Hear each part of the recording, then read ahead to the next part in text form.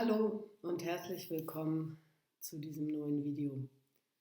Ja, ich möchte mich heute mal um ein Thema kümmern, das ich als Headline den Menschen, mit denen ich zusammenarbeite, immer ans Herz lege.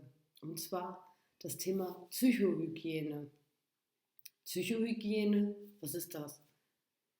Psychohygiene hat was damit zu tun, dass man sich seiner Gefühle, hauptsächlich seiner negativen Gefühle, so weit bewusst wird, dass sie einen nicht grundlos sabotieren können oder auch im Hintergrund sabotieren können. Wenn ich jetzt das Gefühl habe, faktisch ist jetzt gerade meine Welt komplett in Ordnung, kann ich an meinen Rahmenbedingungen festlegen, dann kann es dennoch sein, dass in mir so etwas schwingt, was es mir schwer fallen lässt, mich in der Freude zu befinden. Und Freude wäre auf jeden Fall die bessere Alternative, als sich irgendwie schlecht zu fühlen. Ja, und deshalb arbeite ich gerne, beziehungsweise empfehle das auch gerne, mit dem Thema, was ist im Moment eigentlich gerade mein allergrößtes Problem? Was hält mich davon ab, mich wohl zu fühlen, zumindest neutral zu fühlen? Und ich möchte heute an einem Beispiel zeigen, dass du nicht nur die Hand aufs Herz Methode hast, um dich zu neutralisieren im Gefühl, in deiner Einstellung zu dem, was dich gerade betrifft, sondern dass es auch noch andere Möglichkeiten gibt, zum Beispiel das energetische Klopfen auf bestimmte Akupunkturpunkte. Das kann man beides parallel oder miteinander kombinieren und insofern ist es ganz schön, wenn man die eine Methode mit der anderen Methode etwas upgradet. Jetzt frage ich und ich frage mein Herz und ich frage meine innere Weisheit, was ist im Moment gerade aktuell das, was mich davon abhält, einfach nur in der Freude zu sein. So, ohne das jetzt spezifischer zu benennen, kam sowas wie, du bist frustriert, weil etwas von den Rahmenbedingungen bei dir nicht ganz stimmig ist. Gut, jetzt ist die Frage, was ist das genau? Und ich frage mein Herz und ich frage meine innere Weisheit, was ist das genau?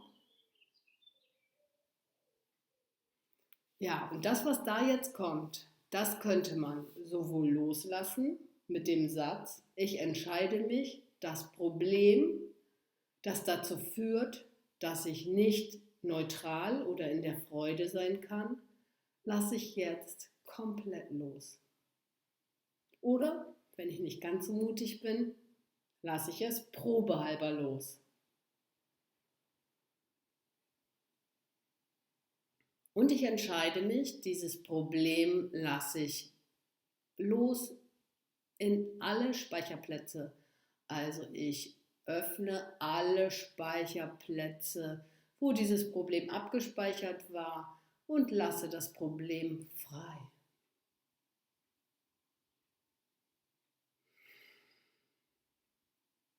So, und jetzt gehe ich mal mit der zweiten Methode daran. Und zwar beklopfe ich zusätzlich Akupunkturpunkte. Mein Problem darf sich lösen. Mein Problem darf sich lösen. Mein Problem darf sich jetzt freisetzen aus allen Speicherplätzen. Mein Problem lasse ich jetzt los aus allen Speicherplätzen. Mein Problem lasse ich jetzt aus allen Speicherplätzen los. Mein Problem lasse ich jetzt aus allen Speicherplätzen los.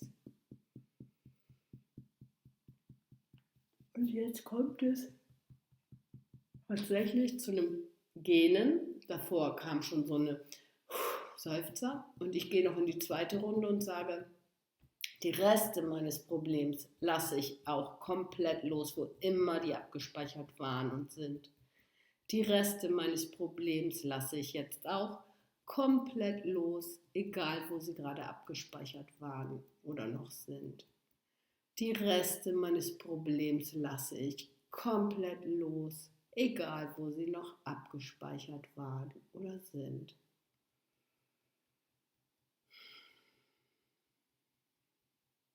Und die Reste meines Problems lasse ich komplett los, egal wo sie noch abgespeichert waren oder sind.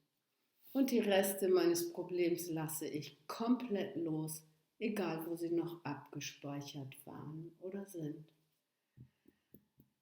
Und die Reste von den Resten lasse ich auch noch komplett los, egal wo sie abgespeichert waren.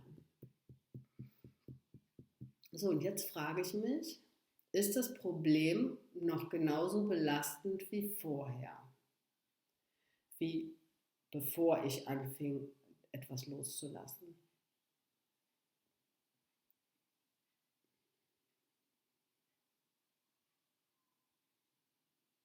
Jetzt hat sich das Problem so gewandelt, dass es zwar vom Verstand noch reproduzierbar ist, also ich kann durchaus noch sagen, okay, das und das war mein Problem, aber das Gefühl ist anders.